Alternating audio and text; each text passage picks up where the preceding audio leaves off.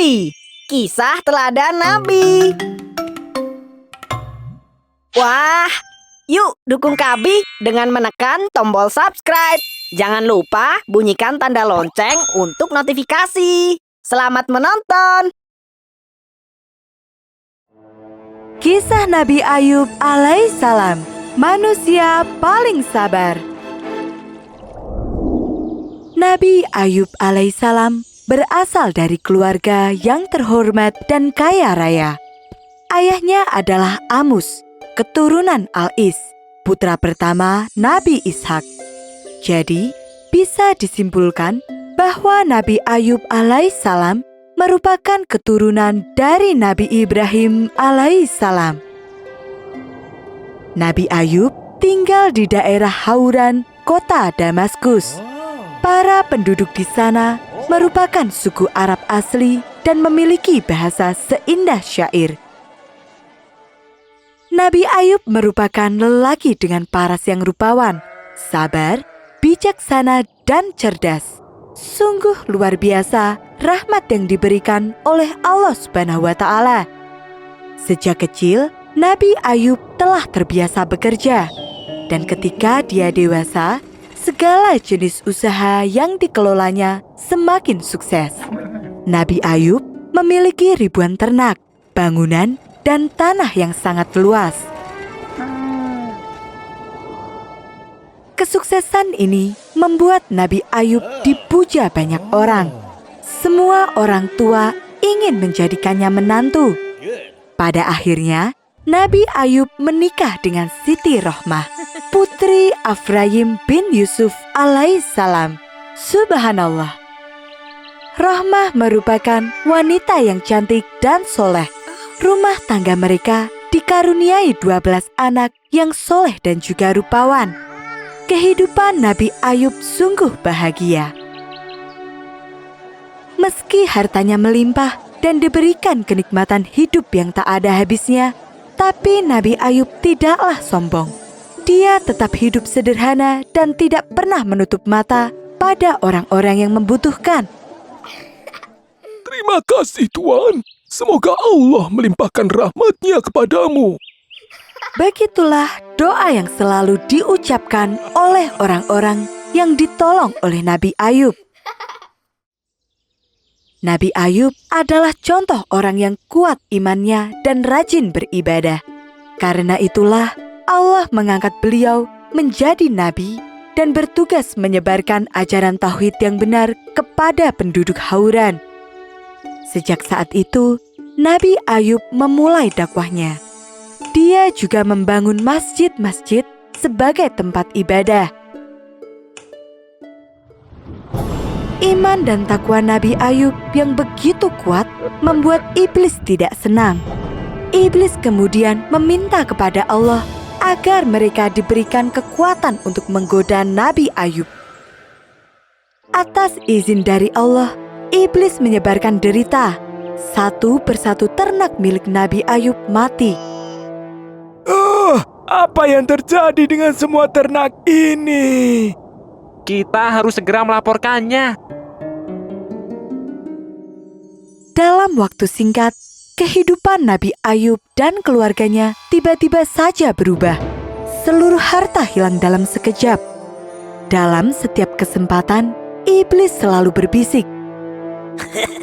Tuhanmu telah berpaling. Datanglah kepadaku, dan aku akan membantumu. Namun, Nabi Ayub tidak tergoda. Dia tetap bersabar dan mengharap pahala, serta berzikir di pagi, siang, ataupun malam hari. Merasa usahanya gagal, iblis kembali meminta izin kepada Allah untuk menggoda Nabi Ayub lagi. Kali ini, mereka berniat merebut semua orang yang disayangi oleh Nabi Ayub. Mereka menciptakan bencana besar yang merobohkan rumah Nabi Ayub. Dalam peristiwa itu, seluruh keluarga Nabi Ayub meninggal dunia. Seketika itu juga, Nabi Ayub kehilangan semua anak tercintanya. Hai Ayub, lihatlah, Tuhanmu telah merobohkan rumahmu hingga anak-anakmu mati. Apakah kamu masih tetap menyembahnya? Sekali lagi, Nabi Ayub tetap tidak tergoda. Baginya, semua yang dia miliki adalah pemberian Allah Subhanahu wa Ta'ala, dan dia sadar bahwa Allah bisa mengambilnya lagi kapan saja. Sebagai manusia, hal itu merupakan cobaan yang harus dihadapi. Kini, Nabi Ayub tinggal di rumah yang sangat sederhana. Untuk memenuhi kebutuhan sehari-hari, mereka harus bekerja dengan keras. Meski dalam kondisi yang serba kekurangan, Nabi Ayub tetap taat. Dia tetap berdakwah, mengajarkan iman dan takwa kepada Allah Subhanahu wa Ta'ala. Sikap dermawannya pun tidak pernah berkurang. Dia tetap berbagi, meskipun hanya sedikit. Setelah 2 musibah besar tersebut, datang lagi musibah baru untuk menguji Nabi Ayub. Seluruh tubuh Nabi Ayub tiba-tiba mengeluarkan nanah dari kulit kepala hingga kaki. Cobaan kali ini sungguh berat, hingga membuat Nabi Ayub tidak bisa melakukan apa-apa. Dia tidak bisa bergerak apalagi bekerja. Segala macam obat telah dicoba, namun penyakit itu tidak kunjung sembuh. Lama-kelamaan, orang-orang mulai menjauh dari Nabi Ayub. Mereka merasa jijik dan takut tertular. Mereka bahkan bergunjing di belakang Nabi Ayub. Engkau tahu, dia pasti sudah melakukan dosa besar. Karena itulah Allah tidak menyembuhkan cobaannya itu. Begitulah, selama Nabi Ayub sakit, hanya istrinya saja yang masih tetap setia. Bertahun-tahun kemudian, Nabi Ayub belum juga sembuh. Sang istri mulai merasa putus asa. Tubuh dan hatinya mulai lelah karena setiap hari harus bekerja keras demi upah yang sangat sedikit. Iblis menggunakan kesempatan ini untuk menggoda istri Nabi Ayub. Aku dulu menjatuhkan Adam lewat Hawa. Sekarang pun aku akan menggunakan cara yang sama. Istri Nabi Ayub tergoda oleh bujuk rayuan iblis. Dia memberanikan diri untuk mengadu kepada Nabi Ayub. Engkau adalah seorang nabi yang mulia. Seandainya engkau berdoa kepada Allah untuk minta disembuhkan, tentu akan dikabulkan. Sungguh, cobaan ini terasa berat untuk kita. Nabi Ayub bertanya, Berapa lama kita merasakan kebahagiaan? 20 tahun, Lalu, berapa lama kita menderita? 7 tahun. jawab istrinya lirih. Nabi Ayub lantas menjelaskan bahwa cobaan yang mereka alami belum seberapa jika dibandingkan dengan kebahagiaan dan rahmat yang telah mereka terima dari Allah Subhanahu wa Ta'ala. Maka, tidak sepantasnya mereka mengeluh, karena Allah tidak akan menimpakan cobaan yang tidak bisa ditanggung oleh hambanya. Nabi Ayub merasa kecewa karena istrinya telah tergoda oleh bujukan iblis.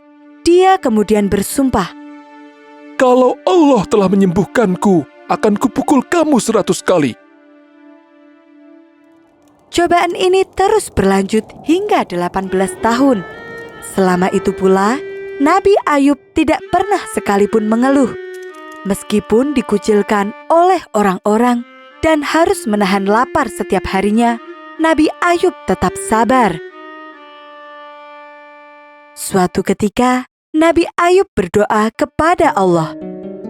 Wahai Tuhanku, aku ditimpa penyakit dan Engkau Maha Penyayang di antara semua penyayang. Allah mengabulkan doa Nabi Ayub dengan menurunkan firman-Nya. Hendakkanlah kakimu ke atas bumi, niscaya akan muncul air yang sejuk. Mandi dan minumlah, maka penyakitmu akan sembuh. Subhanallah, semua penyakit yang diderita Nabi Ayub benar-benar sembuh. Nabi Ayub bersujud kepada Allah Subhanahu wa Ta'ala. Begitu pula dengan istrinya. Mereka berdua tidak henti-hentinya bersyukur atas mukjizat yang telah Allah berikan. Di tengah kebahagiaan itu, Nabi Ayub teringat pada sumpah yang telah dia buat ketika sakit.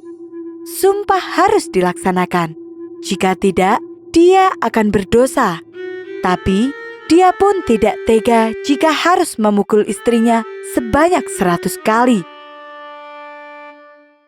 Sebelum Nabi Ayub melaksanakan sumpah itu, Allah menurunkan firman-Nya. Ambillah seikat jerami dan pukullah dengannya. Maka tidaklah engkau berdosa dalam melaksanakan sumpahmu. Alhamdulillah, Allah meringankan hukuman untuk istri Nabi Ayub. Itulah balasan untuk seorang istri yang telah setia merawat suaminya selama belasan tahun dengan sabar dan ikhlas. Setelah itu, Nabi Ayub dikaruniai kekayaan dan keturunan berkali lipat dari yang pernah dimilikinya. Allah berfirman, Dan kami kembalikan keluarganya kepadanya, dan kami lipat gandakan bilangan mereka sebagai suatu rahmat dari sisi kami dan untuk menjadi peringatan bagi semua yang menyembah Allah. semua ini merupakan rahasia di balik kesabaran dan keteguhan hati, serta sikap lapang dada yang dimiliki oleh Nabi Ayub.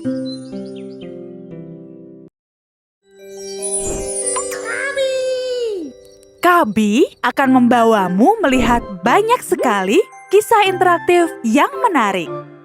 Ada kisah 25 nabi dan rasul, kisah wanita hebat dalam Islam, kisah para tokoh dalam Islam, hingga kisah fabel yang disebut dalam Al-Quran.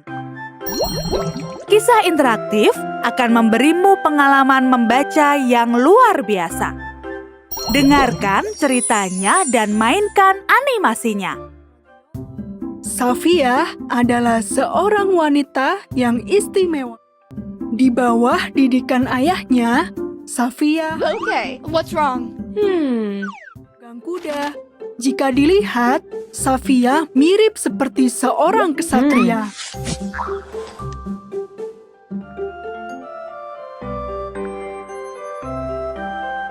Petik hikmah dari para binatang ini. Kisah mereka abadi di dalam Al-Quran. Yuk kita mulai dengan membaca kisah Nabi Adam hingga Nabi Muhammad. Download aplikasinya di Google Play Store atau App Store.